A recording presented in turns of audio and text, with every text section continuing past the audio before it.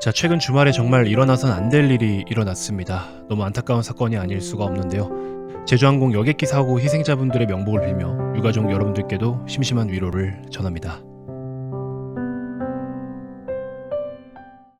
자, 우리 구독자 여러분들 반갑습니다. 머니코드 김대표입니다. 다소 무거울 수 있는 인사를 먼저 올리고 영상을 시작을 하게 됐습니다. 우리 구독자 여러분들도 희생자분들을 모두 한마음 한뜻으로 애도해 주시길 바라겠습니다. 자, 일단 녹화 시간은 오후 4시 50분을 지나가고 있습니다. 2024년도 한 해가 마무리가 됐습니다. 주식장은 12월 31일 한국거래소의 결산으로 인해서 장이 열리지가 않기 때문에 여러분들이 이제 실제로 24년도의 모든 거래일을 마치셨습니다. 올해는 정말 다이나믹했죠. 사실 우리가 기존에 알고 있던 투자에 대한 견해들이 상당히 많이 적용되지도 않을 뿐더러 난이도가 정말 높은 그런 시장이었습니다. 사실상 차라리 대공황급 위기라든지 눈에 보이는 위기라든지 뭐 어떤 게 터져서 발생하는 위기는 빨리빨리 상황을 판단하고 다음 대응 전략들을 보통 구상을 빨리 합니다. 근데 여러분들도 올해 느끼셨다시피 눈에 보이는 건 위기가 아니지만 속으로 보면 위기인 것 같기도 하고 또 그건 아닌 것 같기도 하고 굉장히 애매한 상황 속에서 시세는 정말 대공황급 이상으로 빠졌습니다. 그러다 보니까 여러분들도 대응하시기가 솔직히 말씀드리면 쉽지 않은 시장이었던 건 맞습니다. 그렇지만 이 또한 다 지나가겠죠. 한국장 2025년 내년도에는요 정말 큰 대박의 조짐이 저는 보인다라고 말씀을 드리고 싶습니다. 물론 지금 이렇게 많이 빠져있는 시세에서 여전히 한국장은 답이 없다. 나는 지금 내가 들고 있는 주식만 정리되면 나는 미국으로 넘어갈 거다. 이렇게 말씀하시는 분들이 많으실 텐데요. 그분들의 의견과 생각을 꺾을 마음은 없습니다. 그러나 저는 중립적인 입장에서 여러분들에게 사실 그대로 그리고 제가 예측하고 예상하고 있는 그런 견해들을 공유해 드릴 뿐이거든요. 근데 오늘만큼은 살짝 한국장에 조금 더 긍정적인 시각을 가지고 봐달라라고 말씀을 드리고 싶습니다. 자, 물론 이 멘트 자체에도 또 불만이신 분들이 있을 수 있겠는데 그냥 내용을 한번 편안하게 들어봐 주셨으면 좋겠고요. 구독 아직 안 누르신 분들 지금 구독만 한 번씩 눌러주시면 대단히 고맙겠습니다. 자, 일단 오늘로써 저는 조금 더 확실해진 게 있다라고 생각이 듭니다. 어쨌든 아직까지도 여러 가지 다양한 악재들이 난무하고 있어요. 여전히 불확실성도 많고 근데 이제 지금까지 나올 수 있었던 것들은 대부분 다 시세에 반영이 다 완료됐다라고 저는 생각이 들거든요. 물론 현재 시점에서 대부분 나올 수 있을 만한 악재들은 나와서 반영이 되었지만 이 영상 녹화 끝나는 시점에 예를 들어서 아무도 예측할 수 없는 갑자기 블랙스완급의 위기가 터질 수도 있는 거예요. 우리가 알 수가 없는 거잖아요.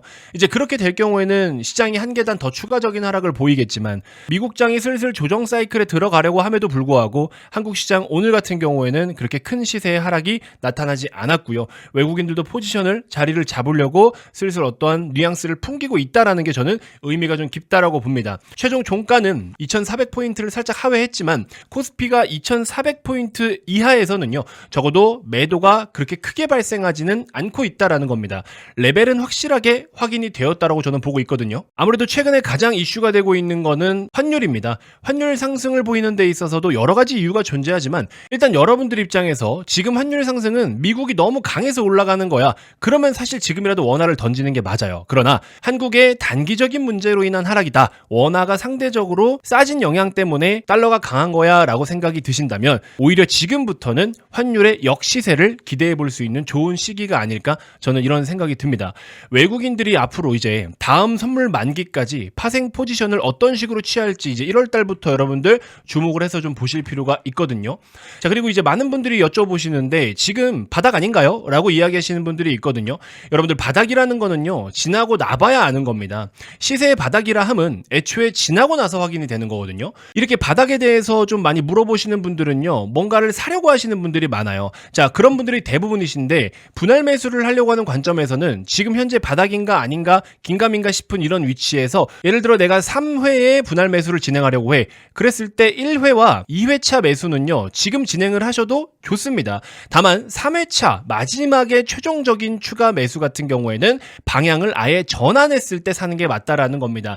쉽게 말해서 시세가 이런 식으로 빠지고 있어요. 빠지다가 옆으로 살짝 기는데 지금 바닥인 거 아니야? 라고 생각하실 수 있겠지만 추세가 전환된 건 아니잖아요. 이게 안 나타났기 때문에 지금 일단은 고점 대비 많이 빠져 있고 시세가 어느 정도 하락이 멈춰 있는 상황이라면 1차 매수, 2차 매수 정도는 괜찮다. 근데 최종적인 추가 매수 같은 경우에는 시세가 완전히 돌아섰을 때 사야 되는 거지 지금 그냥 싸니까 더 사자 이런 방식으로 접근하시면 안 됩니다. 그렇기 때문에 마지막 추가 매수를 하시려고 하시는 분들 같은 경우에는 경우에는 바닥을 확인하고 사는 게 맞다라는 겁니다. 방향을 보고 사야 되는 거예요. 1, 2차 초기 매수는 가격과 레벨을 보고 사지만 3차 최종 매수 같은 경우에는 방향을 보고 사는 거다. 아시겠죠? 자, 그래서 적어도 지금은 어떤 종목이든 어떤 상황이든 매도를 해야 될 자리는 사실은 아니죠. 일반적인 매수 관점에서는 너무 좋은 시기인 건 분명합니다. 결국에 시간이 지나고 나면은 거기가 바닥이었고 거기가 쌌었어. 이런 이야기를 누구나 다 해요. 그래서 결국에 가격이 저렴해졌을 때는 분할 매수 관점으로 1, 2차라도 좀 사놓는 게 좋겠죠. 그래서 이럴 때 안 사면 언제 살 거냐. 그렇죠? 하락할 때 안 사면 쫓아 살 거예요? 쫓아 사다 보면 결국에 또 물리고 초반에 쫓아 사는 건 괜찮지만 한참 늦박 타서 뒤에 쫓아 사는 경우에는 대부분 다 물리잖아요. 그러면 차라리 빠질 때 사는 게 맞지 않겠습니까? 어떤 종목이든지 간에. 자, 그래서 내년엔 여러분들 좋은 놈은 더 좋을 거고요. 나쁜 놈은 더 심각한 주가 상태가 될 겁니다. 그러면 그 기준을 뭘로 잡아야 되느냐? 숫자로 기준을 잡아야 돼요. 숫자람은 실적입니다. 주가의 기본적인 본질은 실적이에요. 실적이 주가가 되는 거기 때문에 여러분들 실적을 항상 트래킹을 하셔야 되는데 숫자가 나와야 실적이 있어야 뭐 이자를 내던 위기를 버티던 극복을 하던 할 거 아니에요. 돈 없으면 돈 달라고 짹짹거릴 거고 그러면 주가는 또 빠질 거고 그나마라도 새로운 사업에 투자를 하겠다고 유상증자를 한다거나 전환사채를 발행하거나 했을 땐 괜찮지만 나 빚 갚으려고 하니까 회사 상장 폐지될 것 같아서 잠식이 계속되니까 증자 좀 시켜주세요 하면 누가 좋아하겠어요. 그쵸? 그러니까 그런 종목들은 과감하게 버리는 게 맞습니다. 희망고문과 스토리, 소설만 듣고서 기대서 배팅하는 투자는 2025년에 절대 해선 안 됩니다. 여러분들. 반대로 이것만 안 해도 진짜 주식으로 큰돈 벌 수 있는 게 2025년 내년일 것 같습니다. 스토리에 반드시 숫자라는 근거가 따라줘야 되거든요. 여러분들 단순한 소설, 뭐 세력들이 어쩌니 저쩌니 얘가 앞으로 3년 뒤에 이렇게 될 거니 3년이 뭔 소리야 지금 3개월도 버티기 힘든데 그런 소리 다 집어치우시고요. 여러분들 이성적으로 숫자가 있는 거 지금 얘는 뭐 때문에 좋고요. 실적이 미친 듯이 증가합니다. 지금 당장 이런 주식들만 사서 배팅하시면 내년에 여러분들 큰 돈 벌 수 있습니다. 자, 최근에 이제 원달러 환율이 계속 좀 문제로 제기가 되고 있는데 여러 가지 대외적인 상황들을 반영하고 이로 인해서 수급에 대한 악영향을 주고 있는 지표가 지금 환율이에요. 환율을 보는 관점은 정말 다양합니다. 원화가 나빠서 달러가 오르는 경우들도 있고 그냥 달러가 좋아서 더 치고 나가는 경우도 있고 달러 인덱스라 그래서 주요국들의 통화와 비교를 해가지고 달러 지표가 산정이 되죠. 그럼 뭐 한국이 가만히 있고 뭐 미국도 가만히 있지만 다른 국가들의 경제 컨디션에 따라서 또 달러의 변동성이 나타날 수 있고 그걸로 간접적으로 또 원화에도 영향을 주고 이런 식으로 그렇죠. 그래서 구조 자체를 좀 이해하실 필요는 있는데 어쨌든 뭐 환율을 보는 관점은 매우 다양하지만 최근에 환율 불안정성은 국내의 정치적인 리스크가 어느 정도 안정화돼야 환율도 하다못해 2-30원, 3-40원이라도 떨어지겠죠. 자, 장기적으로는 향후 2년 내에 미국이 디플레에 직면할 가능성이 매우 높다라고 생각을 하고 있습니다. 물론 뭐 무조건 이렇게 된다는 아니지만 이런 의견도 어느 정도는 가지고 있을 필요가 있을 것 같아요. 무슨 소리야? 미국이 무슨 디플레냐 지금 트럼프가 당선이 됐는데 이렇게 생각하시는 분들이 많으실 텐데 트럼프가 이번 인선을 어떻게 진행하고 있습니까, 여러분들? 주요 인사들을 지금 어떻게 지명하고 있어요? 본인 말을 듣지 않으면 선발 안 해요. 트럼프 의견에 반박하면 인사권을 행사하지 않습니다. 그러나 트럼프가 본인의 정책과 공약을 잘 이행을 했다라고 가정을 해볼게요. 그럼 미국은 진짜 더 강해질 수 있을까요? 저는 그렇진 않다라고 보거든요.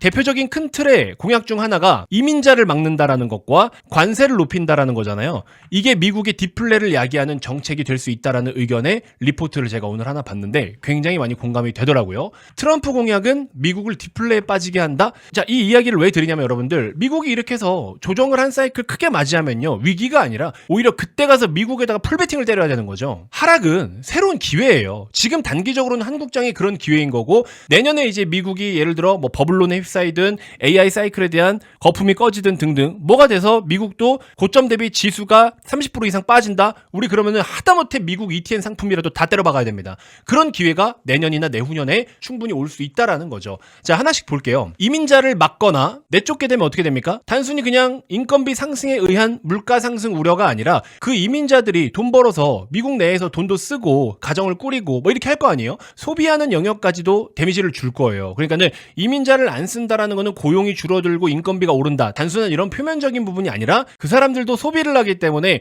그 사람들의 재화로 인해서 생산까지도 악순환이 발생된다라는 거예요. 이거는 기본적인 경제 이론이잖아요. 자, 그리고 이제 관세 부과에 대해서 성공적인 관세 부과를 위해서는요. 환율이 변하면 안 됩니다. 환율 변동이 관세를 상쇄할 수 있어요. 관세를 부과해서 내가 얼마만큼 비용 부담이 늘었는데 근데 환차 이익으로 그만큼을 내가 더 상쇄했어. 그러면은 의미가 없잖아요, 관세가. 그렇죠? 그리고 더불어 관세를 부과한다라는 것은 수입 물가가 높아지기 때문에 소비 여력이 감소한다라는 것을 의미하거든요. 이에 따라서 물가 안정을 위해 또 고금리 기조를 유지할 것이고 것이고 소비는 더 위축될 것이고 미국은 GDP의 70% 이상이 소비인 국가인데 이걸 죽여버린다는 거는 정책 자체가 엇박자의 위험이 매우 크다라고 볼 수가 있겠죠.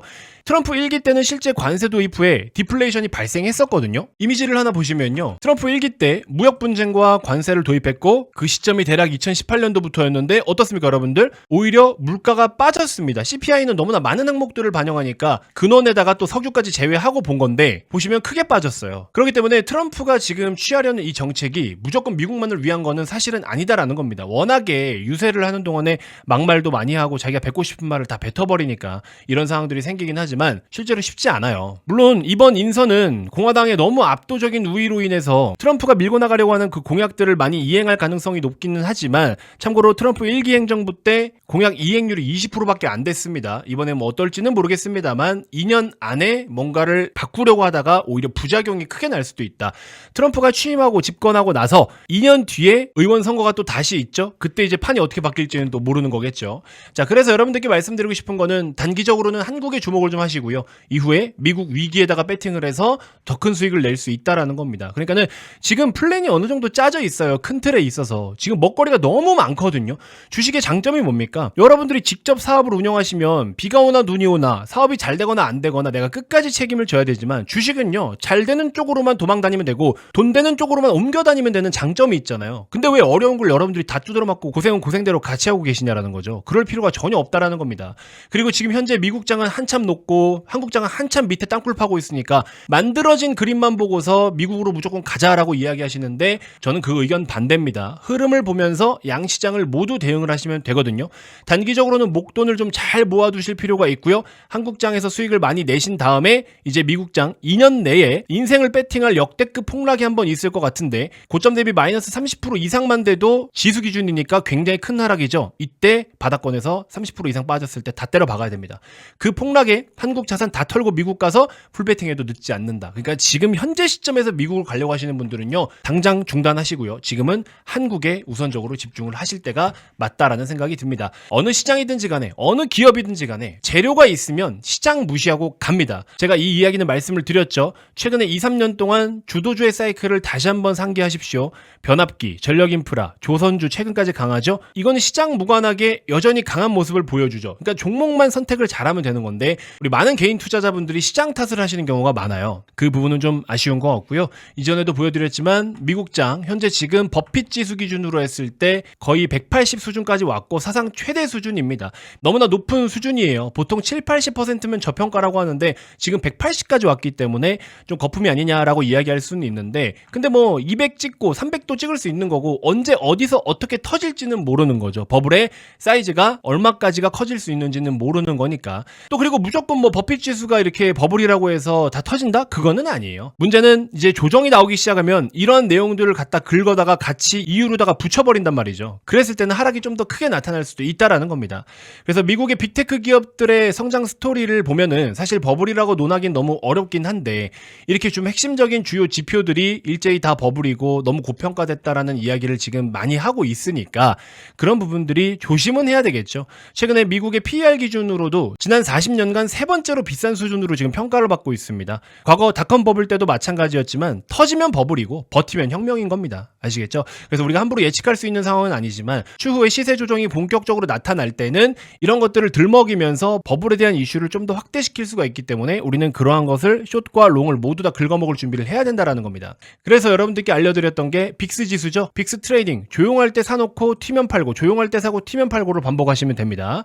제가 라이브에서도 교육을 다 해드렸고 수치적인 측면도 다 말씀을 드렸고 저희도 이런 거 가지고서 충분히 수익을 잘 내고 있는데 세금 좀 유의하셔야 됩니다. 물론 뭐 벌고 나서 내는 세금이라서 그렇게 크게 아깝지는 않은데 어쨌든 세금을 내긴 내니까 여러분들 별도로 좀 알아보시면 될 것 같아요. 자, 아무튼 올 한 해 너무 고생 많으셨고요. 여러분들 내일 또 인사를 다시 드리기는 하겠지만 2024년 정말 다이나믹했습니다. 저도 10년 넘게 투자를 하면서 이렇게까지 시장이 그동안의 모든 기준들을 넘어서면서 말도 안 되는 시세를 보여줄 수가 있나 싶을 정도 정도의 걱정이 좀 컸지만 또 그렇게 보여져 버렸네요. 근데 어쨌든 여러분들 잘 아시다시피 위기라는 건 새로운 기회예요. 이건 단순히 여러분들께 그냥 희망을 드리기 위한 멘트가 아니라 이거는 맞습니다. 무조건 절대적으로 맞아요. 주식시장 문 안 닫습니다. 기업들 문 안 닫아요. 그러면 다시 그 위기 대비해서 얼마큼 좋아지느냐에 따라서도 주가가 오를 수 있기 때문에 2025년은 정말 큰 기회가 올 것 같습니다. 자, 여러분들 오늘 일단 뭐 공식적인 거래는 마무리가 됐기 때문에 고생 많으셨다고 먼저 인사 한번 드리고 내일 또 연말 인사와 새해 인사를 같이 한번 더 드리도록 하겠습니다. 너무 고생 많으셨고요. 투자하시면서 어려움이 있거나 또 궁금하신 게 있거나 하시는 분들은요, 언제든지 김 대표에게 연락을 주시면 여러분들께 진심을 다해서 도움을 드릴 거고, 제가 뭐 머니코드 채널에서 적극적으로 회원 모집을 하지는 않겠지만 2025년 같은 경우에는 진짜 저도 엄청난 기회가 될 것 같다라는 생각을 하고 있어서 되게 유능하신 전문가분들도 저희 회사로 많이 지금 채용을 해서 모시고 왔습니다. 내년 정말 초부터 바짝 개장하자마자부터 이를 갈고 한번 열심히 달려볼 계획입니다. 영업을 제가 막 공격적으로 하진 않을 거지만 언제든지 문이 열려 있으니까 여러분들 김 대표의 도움을 받고자 하시는 분들은 화면 우측에 보이시는 제 개인 번호나 뭐 이메일 같은 데로도 편안하게 궁금하신 거, 뭐 정교만 문의 같은 것들 자유롭게 주시면 될 것 같습니다. 항상 때라는 게 있고 타이밍이라는 게 있어요. 종목도 그렇잖아요. 타이밍에 맞게 잘 사야지 수익이 되는 거고, 늑박 타면은 그만큼 또 물리는 거고, 그래서 여러분들과 저와의 인연도 좋은 타이밍에 좋은 시기에 좋은 인연이 됐으면 좋겠습니다. 자, 내일 또 인사드리도록 하겠습니다. 자, 2024년 한 해 너무 고생 많으셨습니다. 고맙습니다.